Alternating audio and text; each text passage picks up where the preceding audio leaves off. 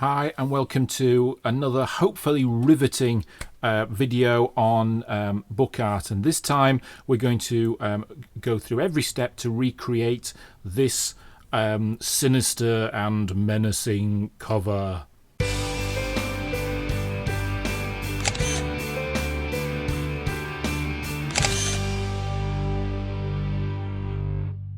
Okay, so the first thing we're going to do is determine the size of the artboard, which will determine the size of the cover. I'm in Adobe CS6, by the way. I'm just going to click on Artboard and I get the control panel up here to test. Now, I know this is radio and not television, but I've just gone off screen. I've just picked up a paperback and I'm just measuring it with a ruler, so very old school. The width of the paperback is 130 millimeters, and the height of the paperback is 197. So oh dearie me, there we go, 197. Okay, so that's a bit old school, using rulers and paper books, but there you go. So we've got an artboard to suit. The next thing to do is to pull in the sort of stock image that we're going to use to make up this. We have a paper background here, which is good.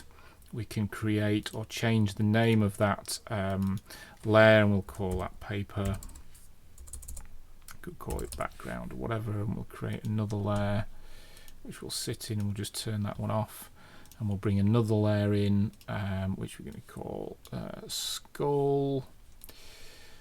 There we go, skull. And then we're going to create a new layer which we'll call thumb. Okay, so just knock that one off and then bring the thumb in here.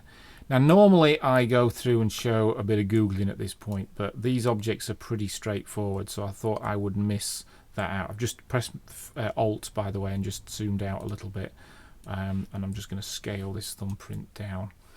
So we have objects on the relative layers. The next thing to do, or the first thing to do really, I think, is to get the skull. So we're going to turn the skull back on, turn the fingerprint off. I'm going to do an image trace and do black and white. Ignore that, just says because it's a bit big. And then that's going to trace. So this is creating bitmap into vector art. If you didn't know that, then we're going to expand, so we're breaking it into its constituent shapes, and then we ungroup. I'm just pressing Z to zoom in. So what it's doing with trace is it's creating different vector lines with each object that it sees. So if it can create one complete one, then it does that. If it can't, and there is something that gets in the way, or there's a lot of white or different color around it, then it just creates a separate one.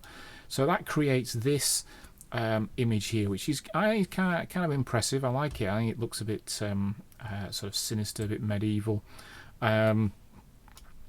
So just Google skull, Google fingerprint, whatever, Google whatever you want to draw with. So anyway, I've said whatever too many times.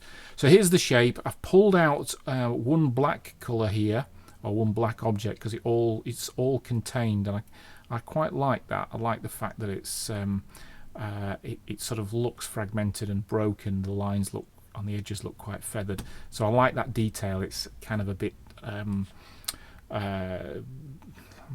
old world, decaying, rotting, broken apart, fractured, whatever. Just get a thesaurus out. So the next step is I want to get rid of the white background, which it also created because the bitmap had a white background, and then you're left with all sorts of little objects in here. I'm going to have something to create the eye sockets, so I'm just picking these objects at random. I don't have a great plan. I'm just putting them in, and then maybe I'll just rotate that, and then take that one and scale that one up, put that one in there. Do I like the look of that one? That's kind of a bit sinister and a bit weird. Why that's the wrong way. Just take it up a little bit, Okay, I like that. So make those hollow objects, and then select and put into Pathfinder to just punch some holes in the socket there. For now, I'm going to pinch a bit of the sort of crown, the top of the head, just to add a little bit of detail. There we go. I'm going to select all of that and do Command, because I'm on Mac, G, so I'm going to group those together so they now act like a one sort of unified object. Just going to move that over there because I don't need those really anymore. I could delete it, but I might use it later. So I want to bring paper back up now. I'm going to scale the paper a little bit, do a bit of tweaking around with paper, but I want to pick out some of these details, the kind of browny paper detail. So just as we're doing this, I'm just going to talk through a little bit about the story. This was part of the, if you go to www.clickimagination.com, you see that we have a sort of free book art offer running, and it's completely subject to whether we have any space in the day and real world pressures, because we've all got to be paid. But if not, and you've got an interesting book idea, then we'll do your book art. This was Fred Penanieto, who had a story about a murder, a body discovered with no identity whatsoever, no clue about the identity of it, found in a remote area, loads of mystery, and then a thumbprint, actually, the answer's in the title, is discovered, and it radically changes the direction of the story. So that's the basis of it. So it's the brief is it wanted something pretty simple, sort of thought-provoking, a little bit challenging, simple and scalable.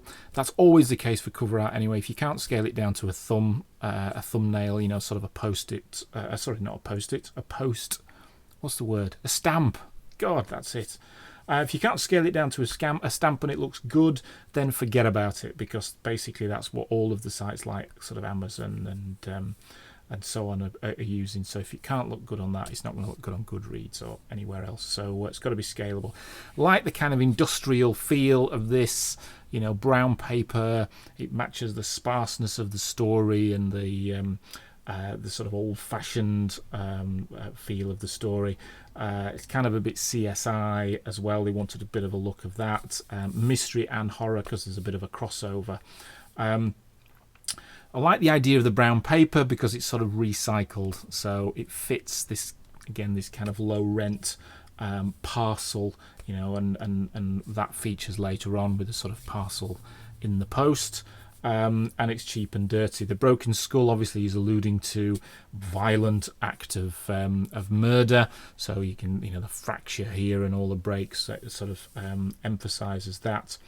And then the fingerprint will come onto later, but the fingerprint was about discovering one thumbprint actually creates the picture, so it creates the face in effect, because you can, once you've got the fingerprint, you can find out who somebody is. Okay, so I know you've now been staring at a blank screen, or a screen with just this image and me talking, so let's bring in the thumb and try and add a little bit of depth.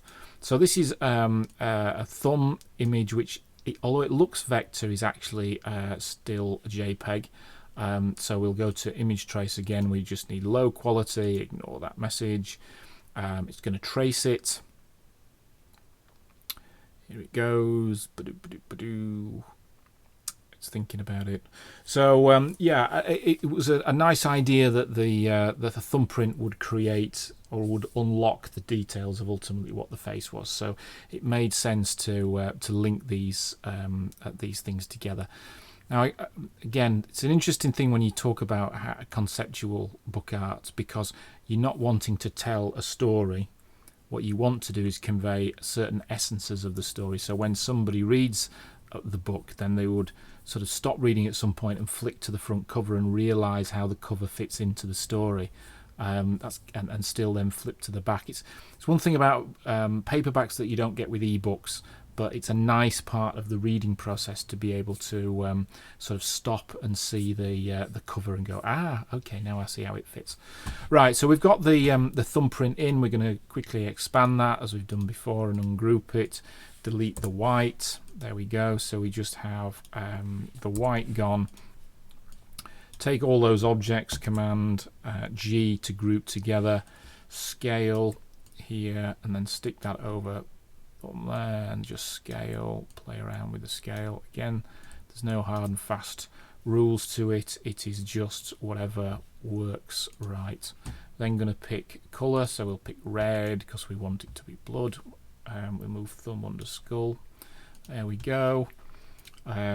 Pressing Z, we'll just zoom in a little bit.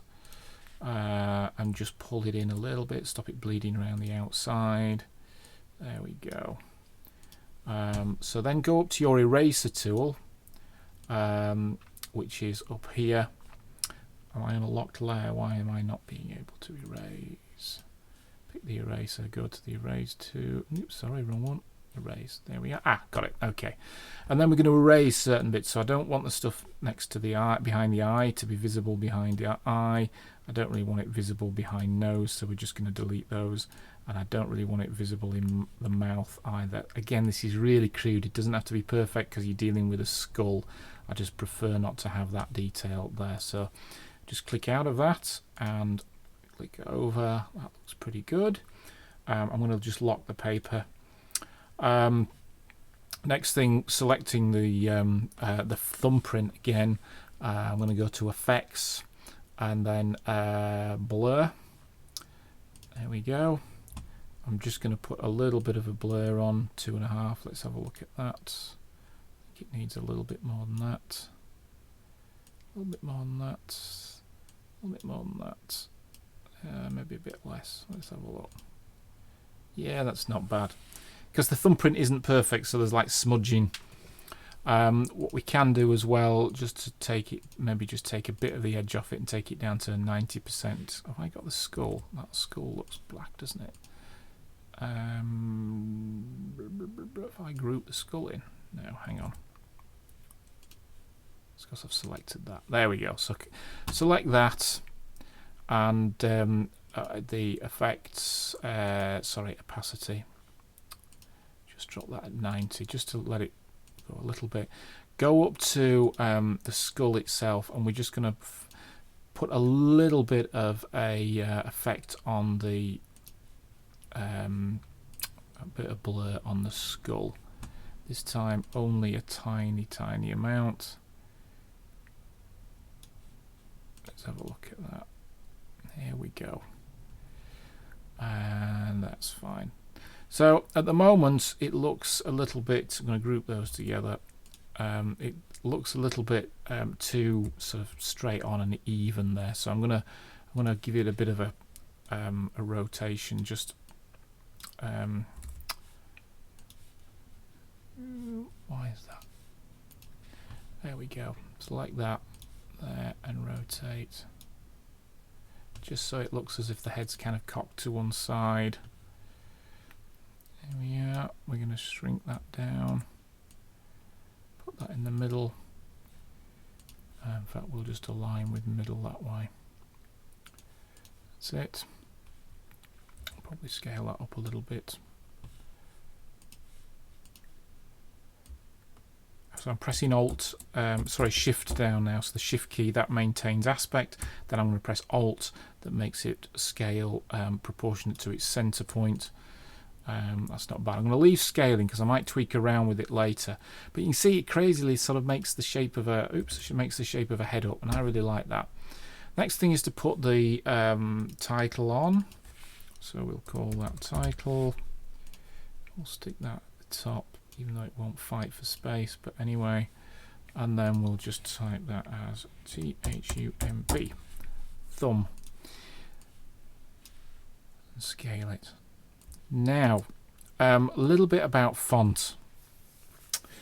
Font is everything. It's as important as your color palette. It's important as the the symbolism and everything else. That looks ugly there. It doesn't look like a book cover. It doesn't look like anything. It just looks like an ugly thing painted over the top of your book. Sorry, of your paper. So we want to find something that works. Take some time to find the right font. Don't just do this, which is go over to your font viewer and go, I'll do that one solid. Oh, that looks boring. You can do a little, you can do a little bit of that. Maybe I'm being too harsh. You can do a bit about that, but don't be limited to these. Go to the likes of 1001 Fonts, the website www.1001fonts. Find a font that suits. If you have to buy a font, then buy a font. The old adage, don't sink a ship for an ha'porth of tar. If there isn't a font available that does the job, then go and get one. That's kind of like your job. So I'm going to change that to the one I picked, which was this one, which is embossed label.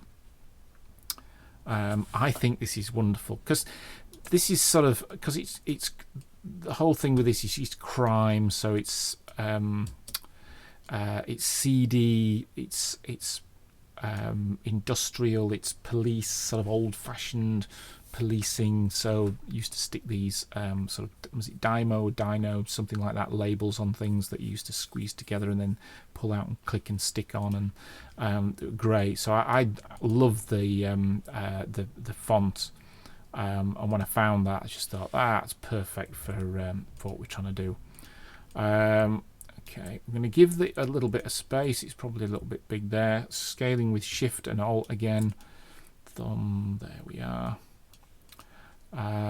Now, as ever, Effect, Blur, Gaussian Blur, Gaussian, try it less than that. Oops. Try it 1.5. The reason you do that is because you want to break the edge, the pressing Z now to zoom in. You want to break the edge. See how this is pixelated? And this needs to be pixelated. If you don't have a blur on the edge, all it does is look like you've put an object over the top, a vector on top of a bitmap, and it'll just look always out of place, and the eye finds it, as the old adage goes. So we're next going to put the author's name, so it's Fred, P-E-N-A-N-I-E-T-O. If you want some of these are accentuated, so they have an accent, which I'm sort of skipping over. You can cut and paste, find the name in Google and just cut and paste the accents, but I'm going to leave that for now, just for the purposes of what we're doing. Center that. Okay, so that is pretty much it. So there we go. Look at that. And what that translates to, of course, when you finish the whole process, is that sort of image, which then gives you that. So this is what we're going to create now very quickly. I'm going to cheat because I did the spine here, so that's one step I've missed, but the spine is following a simple the same process, so that's not too difficult. So whiz over to, because we're going to go into Photoshop now, but go over to psdcovers.com, search for the top here, hardcovers, and it's going to come up with these. These are the options that you're going to download, the actions, and then load. So pick whichever view you want for your book, and then you click in it and then do download. Fantastic service, as I said before. They're not sponsoring, so we won't sing the praises too much, but they do make a hell of a difference actually. So there you go. Once it's downloaded, you whiz over to Photoshop. In Photoshop, under your view, make sure actions is listed, and then you'll see hardcover or whatever here. Press play in whichever one you've downloaded. In fact, I've missed the step in downloaded, haven't I? And I'll show you that in a second once this is done creating its template. There we go. So if you go to your action at the top here and then go to load actions, you pick the actions off there, and then it just takes you through to your file manager, and you just load it and then it appears. So take the image that you have, not I did the isometric one. There we go. So take your flat image, dump it in, scale it up by grabbing hold of the top until it clicks in place. Click. Oh, and then just do accept. Click on what is then your spine. Oh, I keep missing it. There we go. Dump your spine in. Dump your spine in. That sounds like some kind of Cockney slang for being a man and having a fight. Come on, son, stick your spine in. There we are, and accept that. Now, before we just do the next step, you've got instructions up. So just oh yeah, accept that. Just go into, if there is some instructions. Sometimes there are, sometimes not. They're not over the top of the image. So I think we're all right. Okay, so ignore that. Go to step 2 and press play. You can put an inside sleeve in there, by the way, but I've not done it. So again, this is part of our free promo. So if you want book cover art preparing for your book, visit www.clickimagination.com and follow the link on the homepage, and send us some details. All you do really is just drop us an email, info@clickimagination.com. Drop us an email, explain what the book's about, and we'll get back to you whether we have time to do it and we're intrigued by the proposal, and if we are, we'll do a cover, and terms and conditions apply, as they always do. Right, well, that pretty much is it. I mean, that looks gorgeous. I think it's an intriguing cover. It's not technically that demanding, but what is good about this, it just shows you the process in relation to trying to bring what is a story into book art. So the simpler the better. When it comes to your book art, drill down the essence of the story into something that can be easily explained or easily visualized by a small image. And actually, we've cheated on this as well, because the brown paper is also an image. So your background of which you set your scene, so the canvas, even that technically your canvas is also part of the image, even though it doesn't appear as if it is. Spine art, we'll cover something else on spine art, because we haven't really delved into that, so we'll probably do another video, so keep an eye out below, because when we've got a video we will post a link to it below. Okay, that's it. For more support, as always, visit the website clickimagination.com. There's loads of stuff on there for writers, and tutorials and help and advice and all sorts of stuff. We're crazy, we give it away. If you thought this was useful at all and you want to see more, then we just need to know you're out there watching, so please like and subscribe to the channel, and that would be amazing. Okay, happy book art. Best of luck. If you got any comments or questions, stick them in the comments below. If not, we'll see you in the next video, so stay tuned.